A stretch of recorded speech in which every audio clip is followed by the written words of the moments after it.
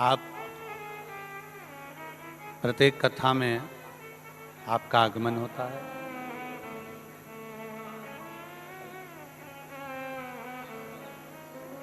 और प्रत्येक कथा छत्तीसगढ़ के अंतर्गत अगर हो रही है, छत्तीसगढ़ के अंतर्गत अगर कथा चल रही है, छत्तीसगढ़ में अगर कथा चल रही है तो छत्तीसगढ़ की इस पवित्र भूमि पर आपका आगमन जरूर होता है।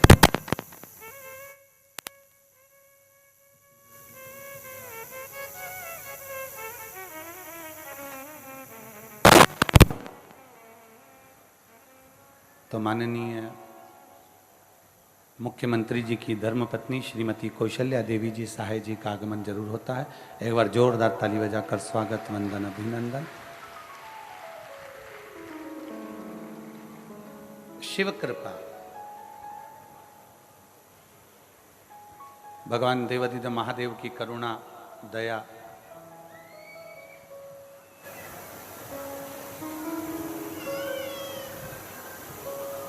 तो यदि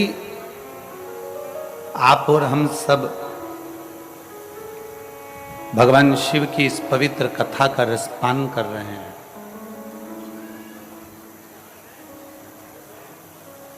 भगवान शंकर की इस पवित्र कथा को श्रवण कर रहे हैं, तो ये निश्चित है कि कहीं ना कहीं हमारे शंकर भगवान, कहीं ना कहीं हमारे देवाधिदेव महादेव की करुणा, कृपा और उनकी उदारता, उनकी दया।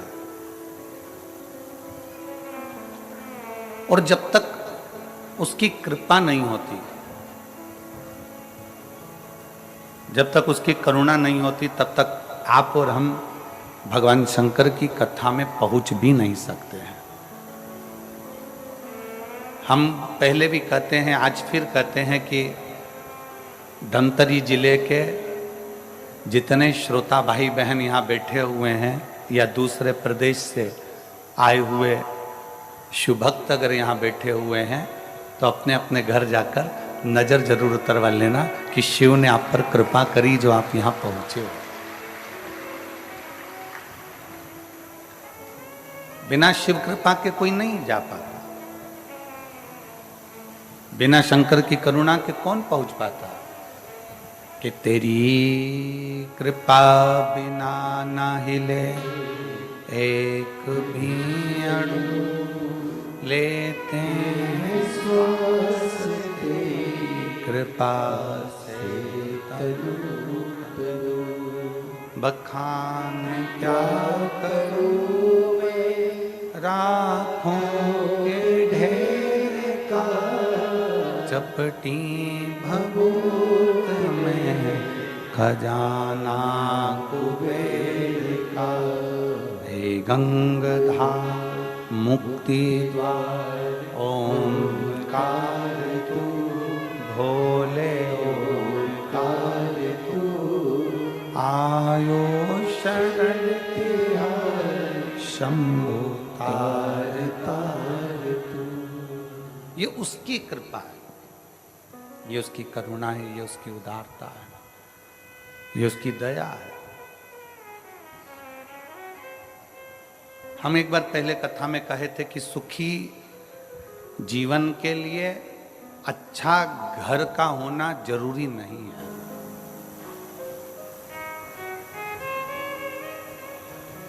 सुखी जीवन के लिए अच्छा घर का होना जरूरी नहीं है। सुखी जीवन के लिए घर के अंदर सोफा सेट होना जरूरी नहीं है। सुखी जीवन के लिए घर के अंदर टीवी होना जरूरी नहीं है। सुखी जीवन के लिए घर के अंदर बहुत सारे ठाठ होना जरूरी नहीं है। सुखी जीवन के लिए घर में सोना, चांदी, हीरा, पन्ना, ये सबका होना जरूरी नहीं है। शिव महापुराण की कथा कहती है सुखी जीवन के लिए घर का माहौल अच्छा होना बहुत जरूरी है।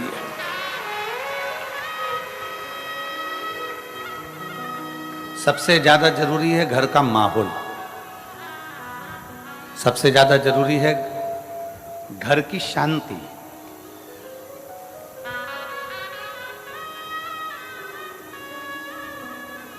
हम आपसे पूछें, मेरी जो जीजियां बैठी हुई हैं, मेरे जीजा बैठे हुए हैं, मेरी बेटियां, मेरे बेटे, मेरी माताएं, मेरे भाई बैठे हुए हैं, हम आपसे पूछें एक बात, तुम्हारे घर में धन बहुत है,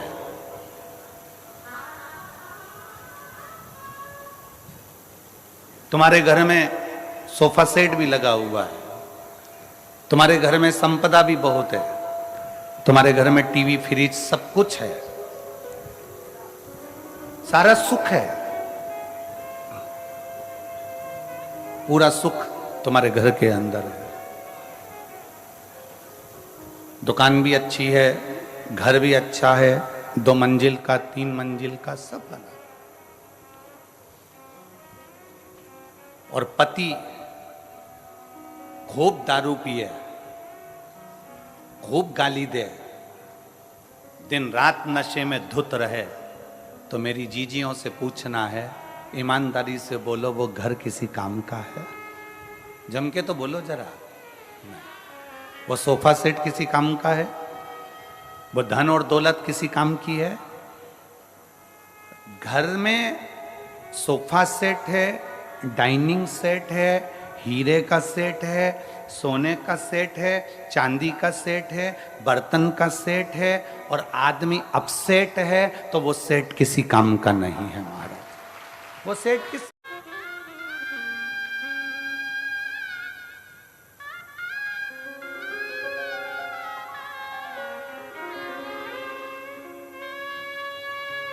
मैं नेहा मुकेश शुक्ला, निवास ग्राम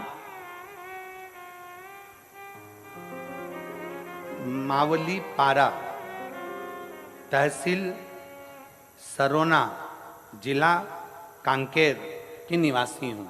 कहीं बैठी हैं तो हाथ हिला सकती हैं। अगर कहीं बैठी हूँ, मैं नेहा मुकेश शुक्ला, निवास ग्राम मावली पारा, तहसील सरोना, जिला कांकेर की निवासी हूँ। कहीं बैठी हो तो हाथ हिला सकती हैं। अगर कहीं बैठी हो तो हाथ हिला सकती हैं। महाराज जी, 2012 में मेरी शादी हुई, 10 वर्ष निकल चुके थे, 11वां वर्ष चल रहा था महाराज जी, पर मेरे घर में संतान का सुख नहीं था। हमारे यहां संतान नहीं थी। गुरुदेव, 10 वर्ष तक 3 बार डॉक्टरों के कहने पर हमने आईवीएफ करवाया। 3 बार हमने डॉक्टरों के कहने पर आईवीएफ करवाया, और 3 बार डॉक्टरों के कहने पर जब आईवीएफ के माध्यम से भी संतान प्राप्त करना चाहते थे, लेकिन असफल रहे। आपके कथा शिव महापुराण टीवी के माध्यम से सुनना, जिसमें आप हमेशा पशुपतिनाथ और सफेद आंकड़े की जड़ का जिक्र किया करते हैं। मैंने फिर आपके कहने पर पशुपतिनाथ का उपवास किया और सफेद आंकड़े को अपने कमर में बांधा, फिर भी असफलता ही हुई। लेकिन शिव में अटूट विश्वास के कारण मैंने फिर एक बार पशुपति व्रत किया, जिसमें मुझे संतान प्राप्त हुआ। मैं बाबा को यहां धन्यवाद देने के लिए आई हूं गुरुदेव, कि दुनिया का कोई व्यक्ति नहीं कर पाता जो देवाधिदेव महादेव कर जाता है। गुरुदेव, मैं नेहा मुकेश शुक्ला आज आपको प्रणाम करने और बाबा भोलेनाथ को नमन करने के लिए आई हूं, कि मेरे बाबा ने 4/7/2023 को मेरे भोलेनाथ की कृपा से, जब मैंने 3 बार आईवीएफ करवाया, वो सफल नहीं हुआ, कोई इलाज सफल नहीं हुआ, जब 1 लोटा जल और आंकड़े की जड़ से 4/7/2023 को मेरे घर में बेटे ने जन्म लिया, जिसका नाम मैंने शिवांश रखा है। मैं बाबा को यहाँ धन्यवाद देने के लिए आई हूँ। कहीं बैठी हो और अगर अपने बेटे को लेकर आई हो तो व्यासपीठ पर आ सकती हैं एक बेलपत्र लेने के लिए। अगर कहीं बैठी हो तो बेटे को लेकर आ सकती हैं। एक लाइन अच्छी लिखी है, आप और हम गुनगुनाते हैं। भोलेनाथ दया करना, मैं तेरे भरोसे शंभुना, मैं तेरे भरोसे, ना घर के भरोसे ना परिवार के भरोसे, आप भी बोलिए, ना घर के भरोसे ना परिवार के भरोसे, मेरे बाबा दया करना, मैं तेरे भरोसे, भोले बाबा दया करना,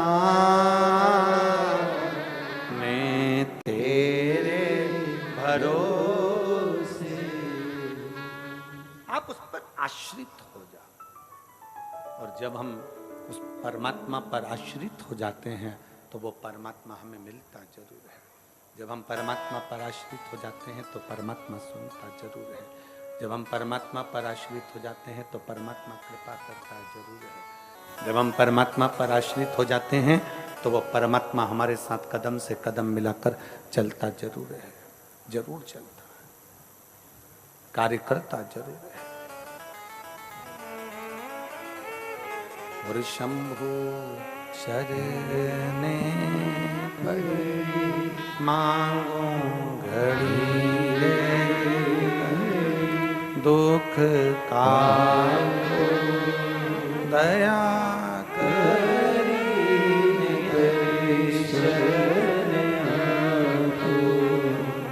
कृपा क्यों ना, आप उस पर आश्रित हो जाओ पूर्ण भरोसे के साथ, पूर्ण श्रद्धा के साथ।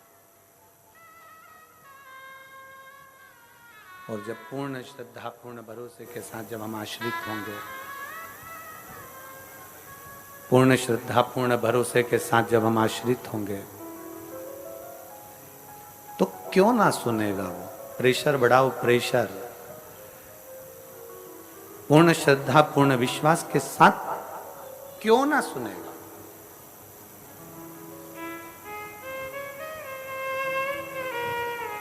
एक विश्वास अपने भीतर जागृत करिए, एक भरोसा अपने भीतर जागृत करिए, एक दृढ़ता अपने भीतर जागृत करिए।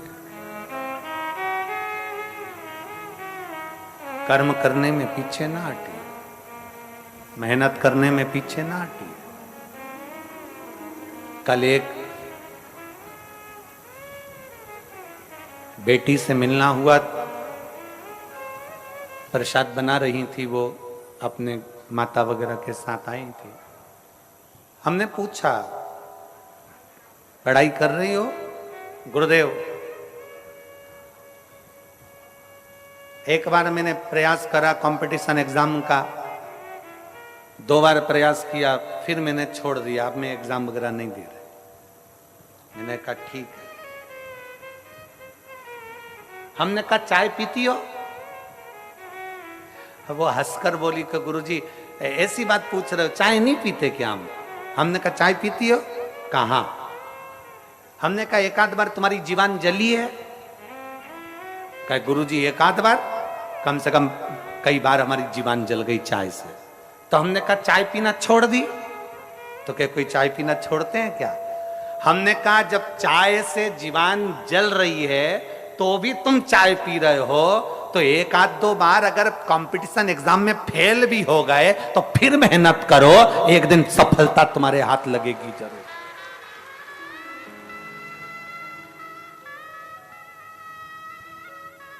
कितने लोग हैं यहां जिनकी चाय पीने से जीवान जली होगी? बोलो जली कि नहीं जली? 1-2 बार तो जली होगी जो चाय पीते होंगे। हम तो पीते भी नहीं, तो हम बोले भी काहे को? चाय पीने से जीवान जल रही है पर हम चाय नहीं छोड़ते, फिर धीरे धीरे पीते हैं, फूंक मारकर पीते हैं। ठंडा कर कर पीते हैं, और आखिरी में चाय पीना हमने छोड़ा नहीं।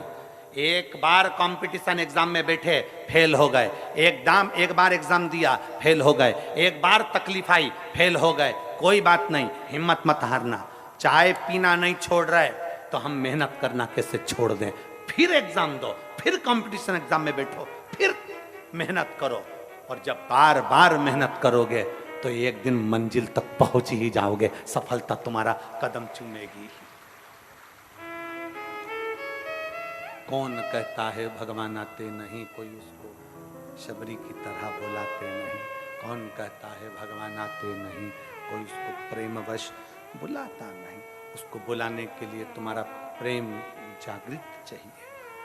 प्रेशर बढ़ाओ, प्रेशर, उसको बुलाने के लिए तुम्हारा प्रेम जागृत चाहिए, जागृत। सफलता तुम्हारे सम्मुख में होगी, सफलता तुम्हारे सामने होगी। अपना परिश्रम पूरा करिए, अपनी मेहनत पूरी करिए। शिव कथा कर रही है, ब्रह्मा जी और भगवान विष्णु ने मिलकर मंथन किया एक पर्वत का। उस पर्वत में से खंभ प्रकट हुआ अग्नि का। उस अग्नि के खंभ में भगवान शंकर के शिवलिंग की आकृति प्रकट हुई।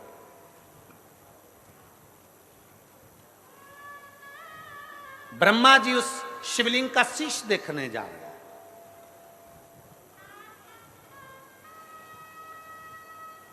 भगवान नारायण उसका चरण देखने जा रहे हैं।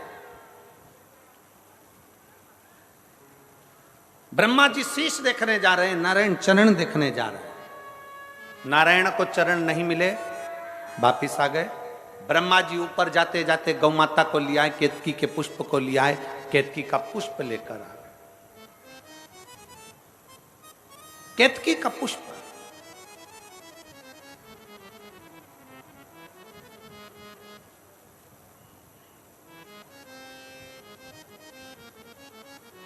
जिस केतकी के पुष्प को सबसे ज्यादा अहंकार था, जितनी चीजों को अहंकार होता है शंकर उसको स्वीकार नहीं करते, शंकर भगवान उसको स्वीकार नहीं करते। कामदेव को अहंकार था, कामदेव को अहंकार था कि मैं सबकी समाधि को तोड़ सकता हूं। कामदेव का अहंकार था कि मैं बड़ा सुंदर हूं। रति के पति कामदेव अपने आप को कहते हैं कि मेरी सुंदरता बड़ी प्रबल है। शंकर नेत्र खोलकर उस कामदेव को जलाकर भस्म कर देते हैं। चंद्र को अहंकार था सुंदरता का, काया का रोग हो जाता है और चंद्र उसको मस्तक पर स्वीकार कर लेते हैं।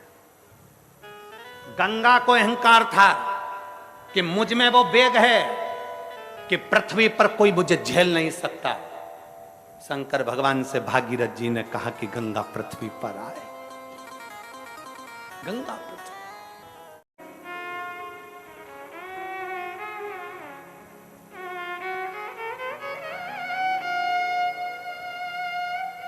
बाबा मेरा नाम लक्ष्मी यादव है, पति श्री कन्हैया यादव, ग्राम देव डोंगर, ग्राम देव डोंगर, दुधावा,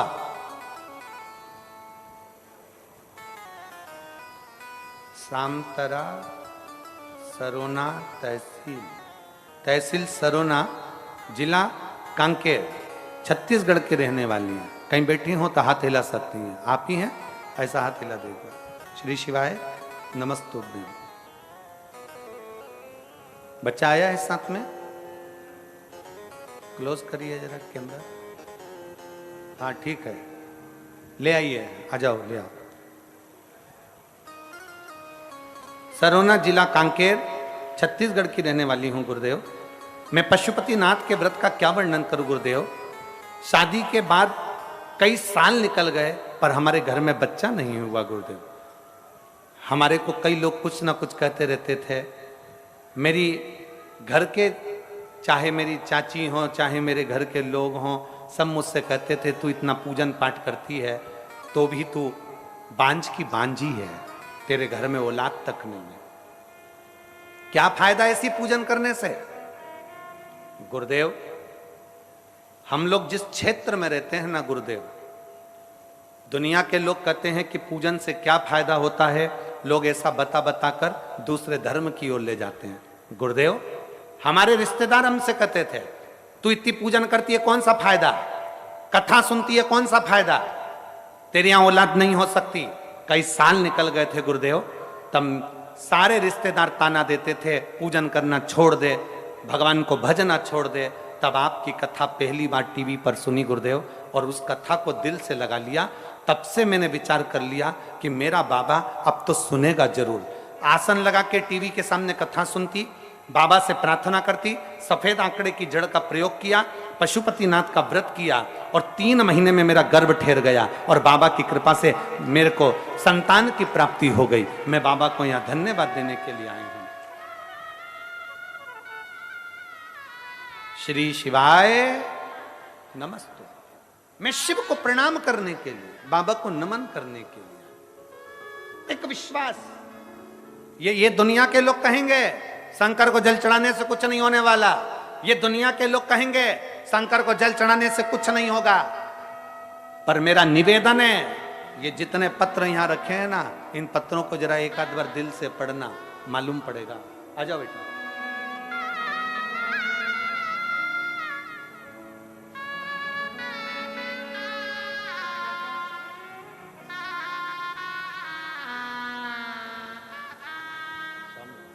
बधाई हो बेटा, बहुत बहुत।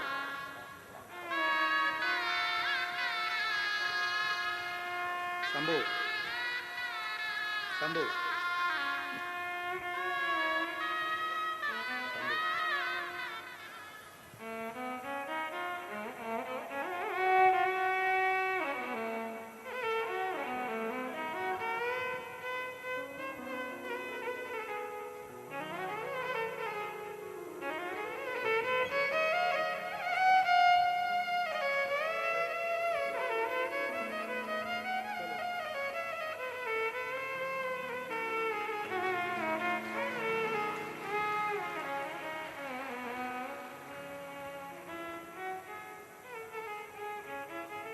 एक विश्वास अपने भीतर प्रकट किया।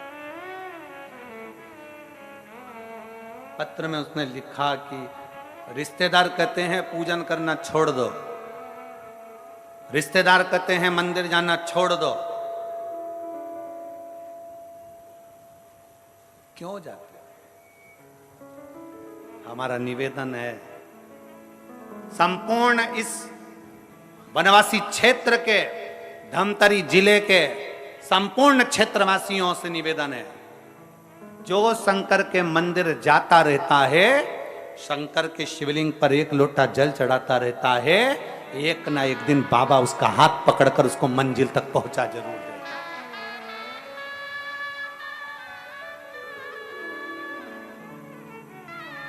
कहेंगे लोग, बहुत कहेंगे, बहुत। अब तो दुनिया के लोग, अब तो बड़े बड़े जो चले गए ना, बड़े बड़े पद पर बैठे थे, अब जिनके नाम के आगे भूत लग गया, उनको भी तकलीफ हो रही। एक लोटा जल से क्या होगा? क्या होगा एक लोटे जल से?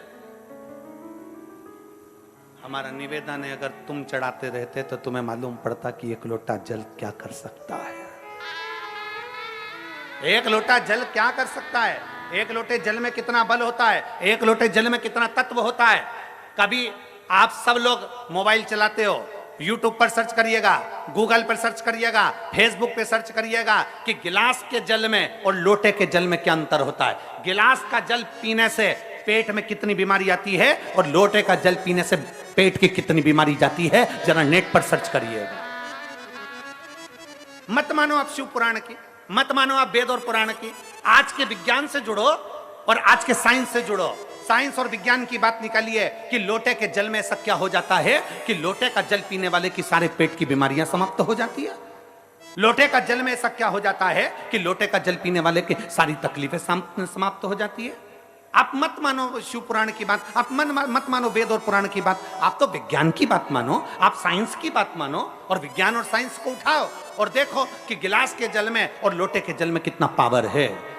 गिलास के जल में 0 बराबर का पावर होता है और लोटे के जल का जब हम शंकर को चढ़ाकर उसका आचमन करते हैं, जब लोटे का जल पीते हैं तो शरीर के जितने रोग हैं वो धीरे धीरे अपने आप समाप्त होना चालू हो जाते हैं, अपने आप।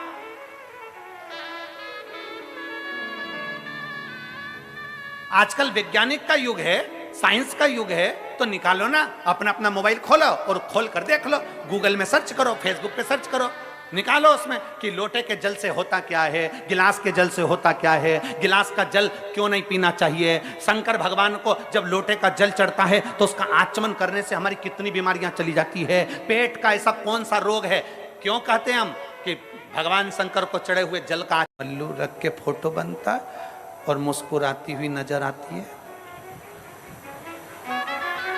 ऐसी, और घर के लोग खीर और पूड़ी मिला के फोटो पे चिपका देते हैं। अम्मा मुस्कुराती है, फोटो पे पूड़ी और खीर चिपकी रहती है।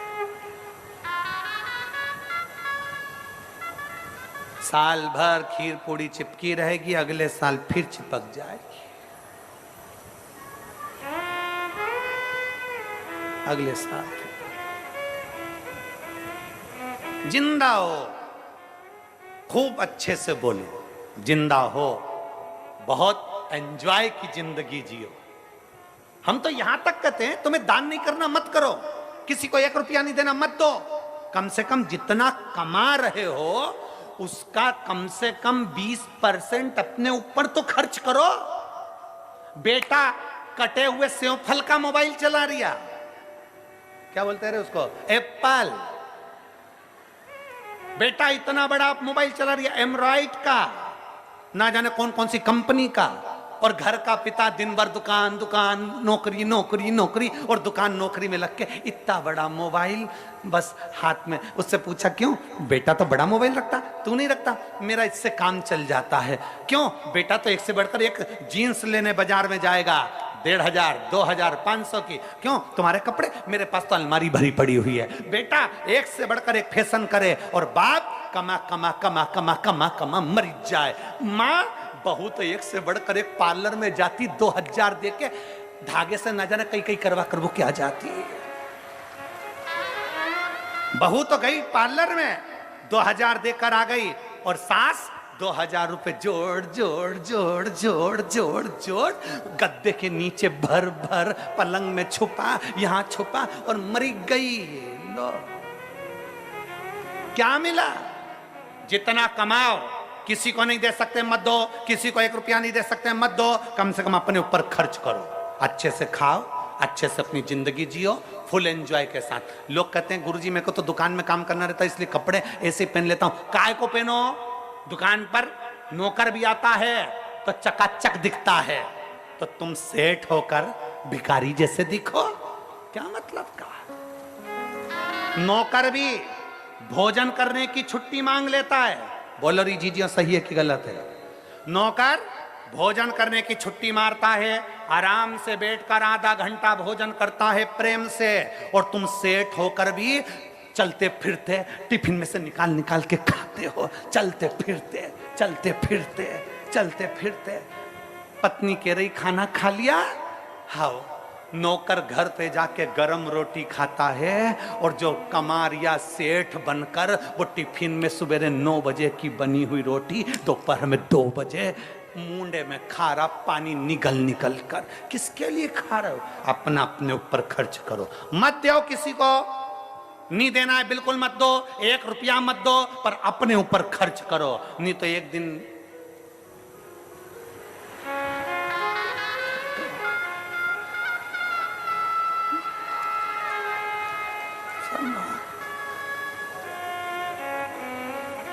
मौका मिला है जिंदगी जीने का। श्राद्ध आते हैं, हमें बताते हैं कि हमें जिंदगी कैसे जीना है। घर में जितने भी मरे हुए लोग हैं उनका फोटो जो टंगा होता है उसमें रोता हुआ फोटो नहीं होता है। तुम्हारे यहाँ है क्या रोता हुआ फोटो? मुस्कुराता हुआ फोटो होता है, हंसता हुआ फोटो होता है। वो क्यों हंसते हैं? क्योंकि उनको मालूम है वो घर के लोगों पे इसलिए हंसते हैं, बेटा हम भी जोड़ जोड़ के मर गए, यहाँ टंग गए। तुम भी चले जाओगे, हमारे बाजू में टंग जाओगे। इसलिए अच्छी जिंदगी जी लो और शिव महापुराण की कथा हो रही है कांटाकुटी में, सुन लो।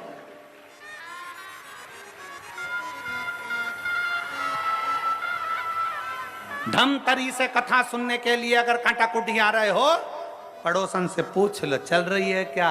भगवान की कृपा से मेरे यहाँ गाड़ी है, बाबा ने बाबा के लिए दी है, गाड़ी खाली है, चल तू भी चल। गाड़ी खाली आ रही है, 2-4 को और बिठा ला, चलो कथा सुनेंगे, चलो सत्संग करेंगे, चलो स्मरण करेंगे, चलो शिव भक्ति करेंगे। और बाबा से प्रार्थना भी करना, पड़ोसन हो जो पड़ोसी की गाड़ी में बैठ के आए, भगवान से प्रार्थना करना हमारे पड़ोसी के 4 गाड़ी और आ जाए, अगली बार सीहोर वाला महाराज आए तो 4 गाड़ी भर कर जाए। जोड़ा जोड़ा जोड़ा आखिरी में छोड़ा।